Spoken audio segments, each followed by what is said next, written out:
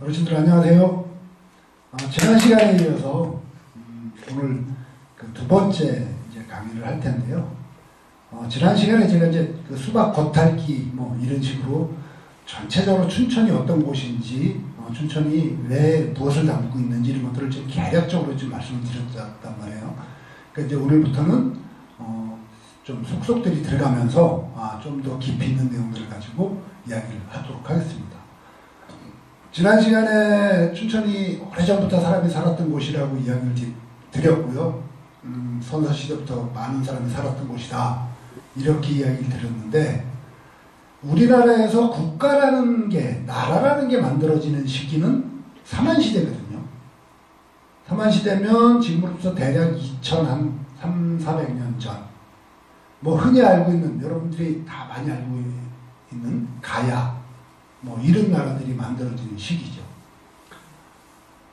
삼한시대에는 지금까지 그 역사적으로 그 남아있는 기록을 보면, 이게 이제 우리가 사실 우리 민족은 대륙 민족과 같거든요. 중국만 대륙 민족이 아니라 우리도 이제 북방 종족에 가까운 민족이기 때문에 그동안의 우리 역사가 우리 걸 너무 좁게 가르쳤어요. 저도 그렇게 배웠고요.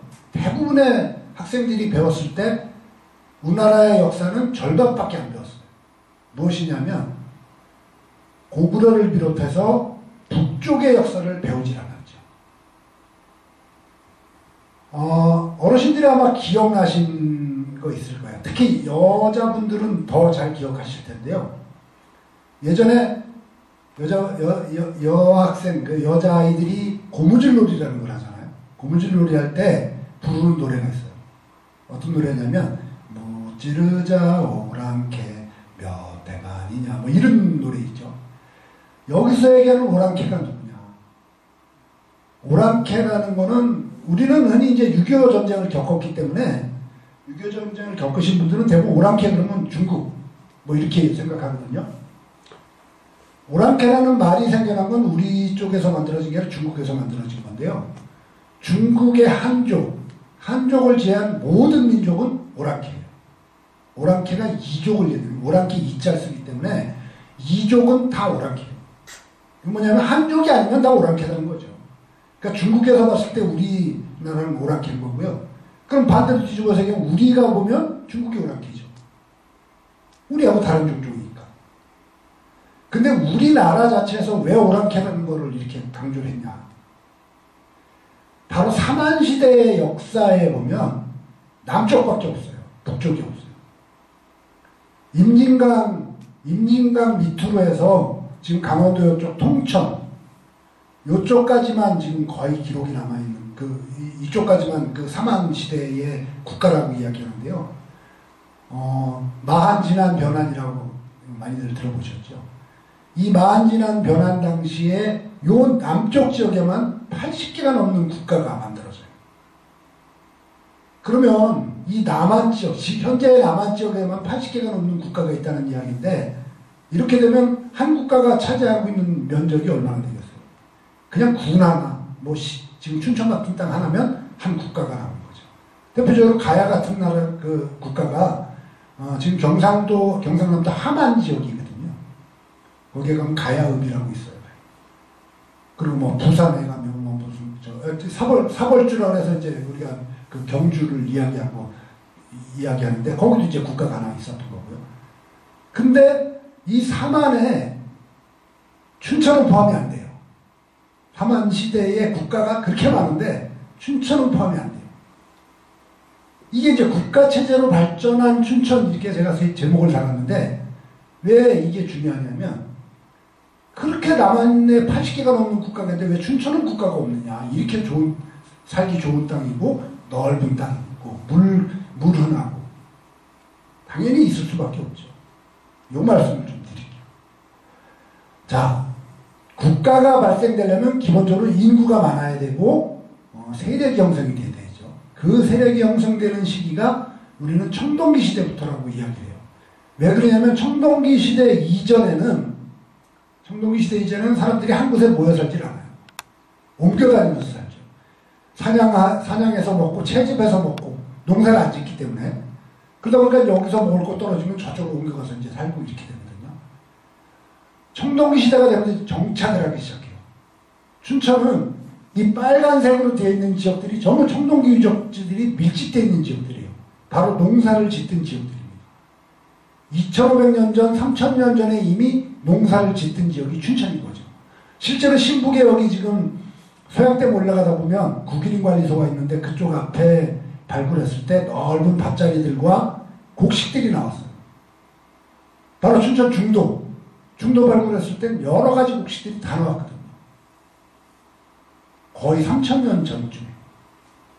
그러면 이렇게 많은 사람들이 살다 보면 당연히 이것들이 이제 부족 단위를 형성하게 되고 마을이 뭉치기 시작하고 하면서 국가체제로 발전하게 되는 거죠. 춘천은 이만큼 많은 청동기 지역이 있기 때문에 필연적으로 국가가 있을 수밖에 없었다. 그 국가가 바로 맥국이다. 이 맥국은 이제 나중에 따로 말씀을 드리겠습니다만 이렇게 보시면 됩니다. 요거 사진을 하늘에서 찍은 사진인데요. 요렇게 보이는 것들이 다 집자리예요. 다닥다닥하죠, 집이. 바로 중도입니다. 중도를 발굴했을 때 불과 한 3,000평도 안 되는 3,000평 정도? 요 정도 되는 지역에서 1000개가 넘는 집자리가 발견됐어요. 완전 도시죠. 이거 보시는 것처럼 아주 다닥다닥 밀집되어 있잖아요. 여기서 중요하게 봐야 되는 부분은 여기 집자리들 중에 보면 좀 큰 것들이 보여요. 길쭉길쭉한 것들. 이 중에 가장 큰 집자리는 지금으로 말하면 평수로 따지면 86평. 이 86평이라는 규모가 대략 짐작을 가시나요? 보통 어르신들 사는 주택들이 30평 되죠. 지금은 뭐 춘천에 뭐 50평, 60평 되는 아파트들이 있습니다만 그 큰 아파트가 60평 정도 되는데 80평이 넘는 집자리가 있어요. 이렇게 길게 돼 있는 거죠. 이런 식으로. 이게 어느 정도 큰 거냐 하면 우리가 아까 제가 30평짜리 주택들을 이야기했잖아요. 이 당시에 사람이 사는 집의 보통 크기는 5평이 안 됩니다. 2.3평 이런 것들이 있고 1.8평 되는 집도 있고 뭐 좀 크면 5.6평 뭐 10평 넘는 집들도 있죠. 근데 80평이 넘는 집자리들이 나왔고요. 이렇게 큰 집터들이 여러 개가 있다. 그리고 요 옆에 보면 이렇게 줄이가 있는데요. 이건 바로 성이에요, 성. 요즘으로 말하는 성인데요. 저 환호라고 부르는데 구덩이를 파갖고 적이 들어오지 못하거나 짐승들이 못 들어오게 막는 시설이거든요. 요 시설 안에 이렇게 집자리 많이 있다는 얘기는 여기는 성 안마을인 거죠. 그리고 바깥에도 집자리들이 또 있어요. 성 안의 사람들과 성 바깥의 사람들은 다른 사람들이다. 이렇게 봐야 되는 거죠. 그래서 이미 이 당시에 국가체제로 발전할 수밖에 없었던 지역이다. 이렇게 볼 수 있는 겁니다. 요거는 무덤들인데요. 고인돌 무덤이 이런 식으로 줄을 맞춰서 집단적으로 나온 데는 전국에 춘천밖에 없습니다.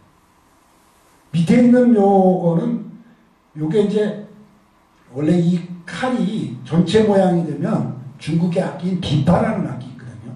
그 비파 모양을 닮았다 해서 비파형 청동검 이렇게 불려요. 그 다음에 요거는 도끼잖아요. 이게 도끼인데 청동으로 만들어요. 참고로 청동으로 이 도끼나 칼을 만들면요. 지금 우리가 쓰는 칼보다 굉장히 약해요. 청동은 잘 부서져요.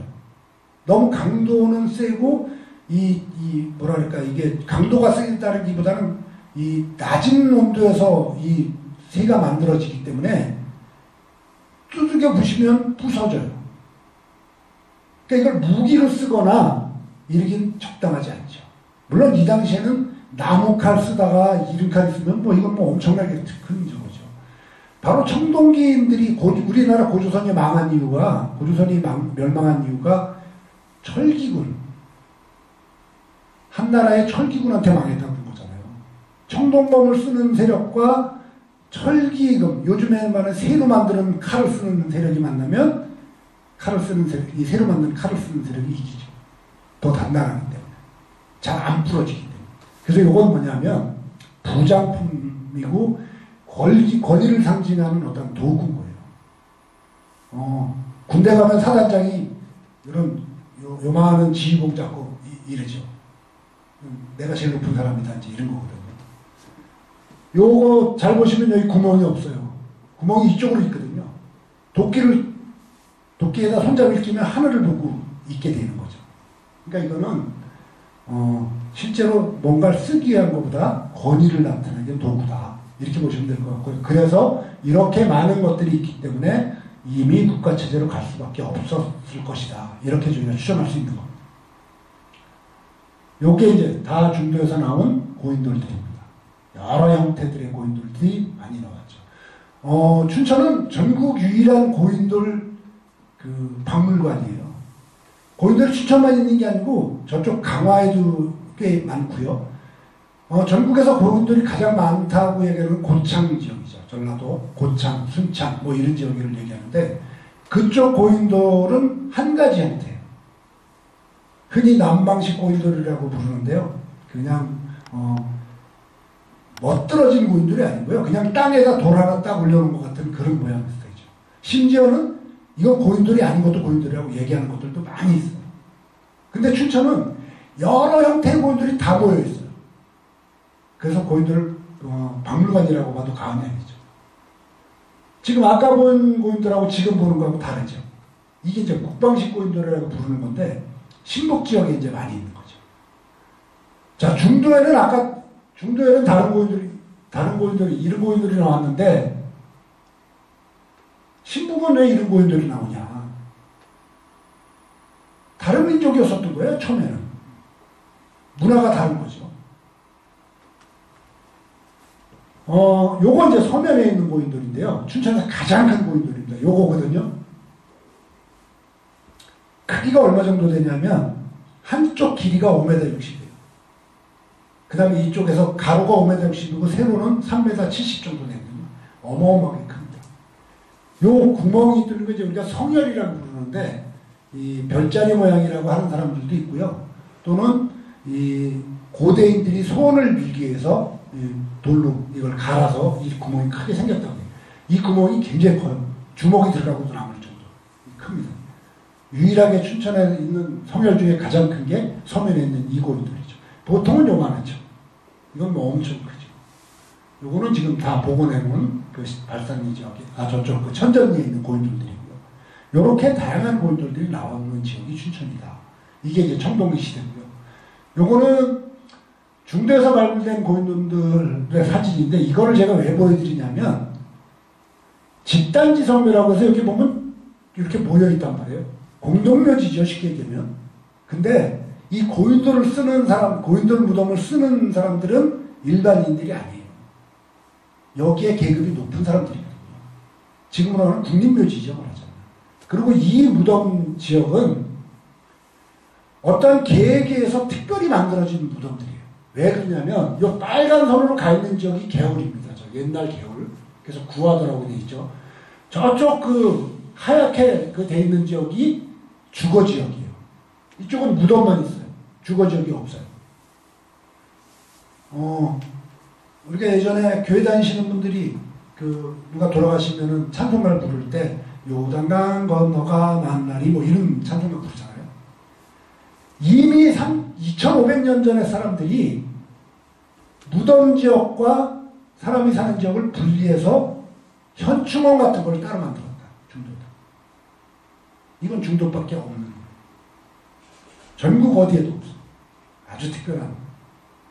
이 춘천에 살던 옛날 분들이 어떤 특별한 뭐가 있었던 거죠. 이런 것들이 지금 보여지는 거죠. 그리고 줄을 맞춰서 있잖아요. 그리고 큰 걸수록 가운데로 들어가 있죠. 이거는 특별히 어떤 목적을 가지고 만든 무덤들이다. 안타깝게도 이걸 저희가 더 이상 볼 수 없습니다. 다 부셨기 때문에. 이렇게 돼 있는 건데요. 요거는 우리나라에서 처음으로 발굴된 방영환으로서, 방영이라는 게 이제 우리가 방 모양으로 생겼다는 거예요. 네모난 모양. 이렇게 네모난 모양 생긴 건데요. 중도를 발굴하기 전까지 우리나라에서 방영으로 된 환호는 없었어요. 일본은 있어요. 중국도 있고. 근데 우리나라는 없거든요. 그 우리나라 역사하는 사람들이 아 이거 일본도 있고 다 있는데 우리만 없다. 우리만 없다 이래서 좀 그랬는데 바로 춘천에서 이게 나온 거죠. 그래서 일본의 문화를 춘천 그러니까 이 우리나라에서 이 전수해줬다는 거의 증거가 바로 여기서 나온 거죠. 굉장히 중요한 지적 중에 하나죠. 또 하나는 이 빨간 선으로 가는 건데요. 이것도 중대에서 나왔던 환호인데 한쪽 면의 거리가 지금 밝혀진 것만 800m예요. 이거 제가 왜 보여드리냐면 전 세계적으로 한쪽 면의 길이가 800m가 되는 환호는 없어요. 보통 환호라고 하는 것들이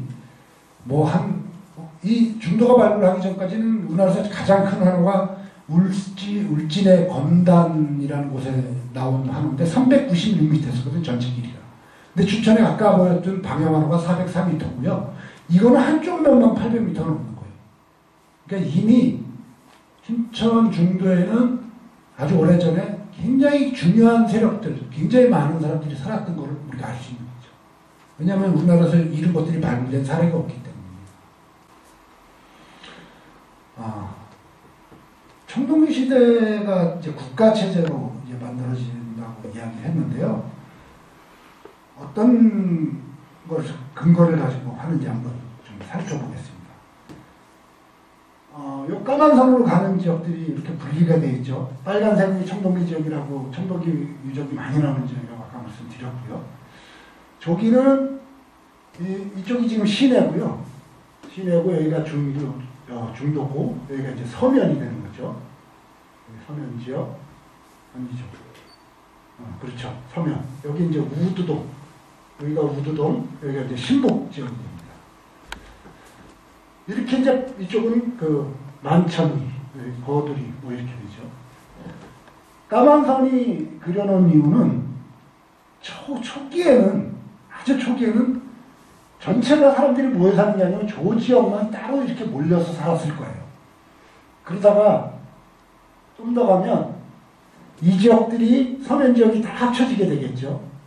서면 지역이 왜냐하면 이 강이 있으니까 이 강을 건너오지 사람들이 못하니까 서면 지역에 있는 세력들이 합쳐져서 살았을 겁니다. 이게 이제 부족 국가라고 우리가 이야기를 할 수 있는 거죠. 그리고 이쪽은 이렇게 또 이제 서면, 우두동 지역이 따로, 신북 지역이 따로 이렇게 해서 살다가 이쪽 서면 지역도 이렇게 이제 뭉쳐서 살게 되고 나머지 세력들이 여긴 이 부족 국가 형태가 아니라 그냥 마을 단위로 이렇게 살았겠죠. 그러다가 어느 시점이 되면 전부 이렇게 합쳐집니다. 이것이 이제 춘천은 맥국이라고 얘기하는 거죠. 맥국은 2500년 전쯤에 탄생된 국가라고 볼 수 있는 거예요. 이 사진이 뭐냐면요. 중도에서 그 발굴을 할 때 집자리들을 발굴했는데 이렇게 까맣게 다 돼 있어요. 불탄 거거든요, 집이. 집이 불타서 그냥 그대로 무너진 거예요. 뭘 말해주냐면 전쟁이 있었던 거야. 아까 보여드렸던 사진에 어떤 부족들이 모여있다가 부족들끼리 막 전쟁을 하는 거죠. 그래서 아마 이렇게 다 불이 타는 게 아니냐. 이렇게 저희가 추정할 수 있는 거고요. 자, 그러면 이 국가가 누구냐? 어떤 국가이길래? 서면 세력들, 우두동 세력, 신북 세력, 춘천의 모든 세력들이 뭉쳐져서 비로소 이제 국가가 만들어지게 되는데, 이 국가가 뭐냐? 이게 저희가 이제 다음 시간에 공부할 거거든요. 근데 이 국가가 다음 시간에 공부하기 전에 어떤 것들이냐면, 어떤 것들을 갖고서 이제 이 국가가 만들었다고 이야기할 수 있냐면, 저쪽 중도에서 발견된 비파형 청동검이 있고요. 완전한 형태였을 땐 이런 모양입니다. 그래서 이게 이제 비파라는 악기를 닮아서 비파형 동검이라고 부르기도 하고. 도끼, 청동도끼인데, 요게 이제 우리나라에서 지금까지 2개밖에 발견이 안 됐어요. 청동도끼는. 속초의 조양동이라는 곳에서 하나가 나왔고요. 중도에서 저렇게 하나가 나온 거죠. 그러니까 굉장히 이 지역이 중요했었다는 걸 알 수 있겠죠. 중도에서 발굴됐던 유물들입니다. 사진. 화살초, 뭐, 이거 굉장히 많죠. 화살초, 창 끝에, 그 다음에 쓰는 도구들, 이런 거 많죠. 요거는, 밀개라고 하는데, 요거는 지금도 아프리카에 이거 써요. 아프리카에서 지금도 이런 거 쓰거든요. 곡식을 빻는 기계예요. 밀어서 빠지고. 이 토기는 춘천을 전국에 알린 토기예요. 바로 교과서예요. 이 토기가 발견되기 전에는 예전에 아주 고대에 있었던 토기들은 전부 김해식 토기라고 불렀어요. 가야 지역에서 나오는 토기인데요. 그래서 우리나라에서는 김해식 토기가 전체였었구나 했는데 1981년도에 중도에서 이런 모양의 토기가 나왔어요. 김해식 토기, 신석기 시대는 빗살무늬 토기라고 해서 이렇게 무늬가 막 있거든요. 빗살무늬. 그 쭉쭉 금을 가는 토기죠. 근데 중도에서 무늬가 없는 토기가 나왔는데 옛날에 우리가 지금 김해식 토기라든가 빗살무늬 토기보다 강도가 더 높아요. 단단한 토기가 나온 거예요. 그래서 이제 학문적으로는 뭐라고 그러냐면 경질 무문 토기 이렇게 부르거든요. 단단한 건데 문양이 없는 토기다. 그래서 그렇게 부르는데 이게 중도에서 나왔기 때문에 중도식 토기라고 불렸어요. 이 비슷한 시기에 수원에서도 이런 비슷한 모양의 토기가 나왔거든요. 근데 춘천이 더 빨리 나왔어요. 그래서 교과서에 중도식 토기 이렇게 들어갔죠. 말하자면 전국에서 고유한 지명을 딴 물건이 나온 거. 이게 중도식 토기죠. 그것도 춘천을 대표하는 거로 들어갔는데 이게 바로 중도식 토기다. 이런 모양이 토기죠. 이게 국립박물관에 춘천박물관에 이게 다 있는 거거든요. 모양은 다 다르지만 전부 무늬가 없어요. 그리고 단단한 토기이기 때문에 중도식 토기 이렇게 부르는 거죠. 이런 거를 만드는 사람들은 굉장히 많은 사람들이 공력을 들여서 만들었을 테니까 당연히 국가가 있어야만 맞다. 국가가 만들어질 수밖에 없는 거다. 이렇게 보는 거죠. 이게 바로 이제 삼한시대의 춘천. 아까 제가 첫 번째 시간 때 말씀드렸던 한반도 남쪽에만 80개가 넘는 국가가 있는데 이때가 삼한시대거든요. 이때 춘천은 국가가 없어요. 지금까지도 기록상에는 안 나옵니다. 문헌 기록을 보면 이런 내용이 나와요. 삼국사기 지리지에 삭주는 가탐의 고군 금국지에 이르기를, 저게 이제 가탐이라는 사람이 당나라의 중위 스님이에요. 이 사람이 역사 기록을 썼는데 저 고군궁국지라는 그 책이 고군궁국 사이여술 이런 좀 얘기가 길은데 그걸 보통 고군궁국지 이렇게 부르거든요. 여기에 가장 오래된 역사서로 지금까지 알려지고 있어요. 여기에 보면 고구려의 동남쪽 예의 서쪽으로 옛날 매국의 땅이니 대개 지금 신라의 북쪽 삭주이다. 선도강 6년 673년이거든요. 우수주를 삼아 군주를 두었는데 지금의 춘주, 영현이 셋이다. 이게 이제 춘천을 상징하는 첫 번째 기록이라고 볼 수 있는 거거든요. 영현이 셋이라는 건 화천, 양구, 가평 이렇게 따지는 겁니다. 그 다음에 고려사에 보면 또 춘주, 본래 맥국이다. 신라 선도강 6년에 이것 좀 아까 내용하고 똑같죠. 자, 그러면 춘천은 원래 맥국이다. 이 역사가 말해주는 거예요. 삼국사기에 나오고 고려사에도 나오고. 이걸 가지고 학자들이, 일부 학자들이요. 이건 문헌상의 근거가 약하던데. 삼국사기 무시하려면 우리나라 역사 기록 아무것도 없죠. 이 외에도 수없이 많은 문화에서 나오는 것이 바로 맥국입니다. 우리는 춘천은 지금까지 그렇게 많은 그 기록에 나오는 맥국을 부정하는 사람들이 지금도 있어요. 물론 일반 시민들은 아닙니다. 일부 학자들이. 이 사람들이 이야기하는 건 뭐냐면 가탐의 고군궁지가 쓰여진 시기가 860몇 년인가 되거든요. 800몇 년, 서기. 아니, 800년이 지나서 쓴 거를 어떻게 믿냐. 이제 이런 얘기예요, 말하자면. 그럼 삼국사기 무시이죠. 삼국사기는 1000년이 지나서 써진 겁니다. 역사라는 사람들이 1000년이 지나서 써진 삼국사기는 이게 근거라고 갖다가 자기들 논문에 쓰면서 800년 지난 그 기록은 인정 안 하겠다 그러면 역사는 다 무시. 왜냐하면 2000년 전에 써진 기록이 없거든요. 그것이 써지고 다시 써지고 다시 써지고 다시 써지고 그래서 계속 나오는 거죠. 우리가 보는 책들이. 그래서 이 맥국에 관해서는 우리가 지켜내지 못하면 없어집니다. 춘천이 지켜야 될 소중한 자원 중에 하나죠. 자, 이걸 증거를 찾아가야 되는데요. 고조선이 이제 우리 민족의 가장 오래된 국가인 고조선이 망하게 되죠. 쇠퇴를 하는 과정.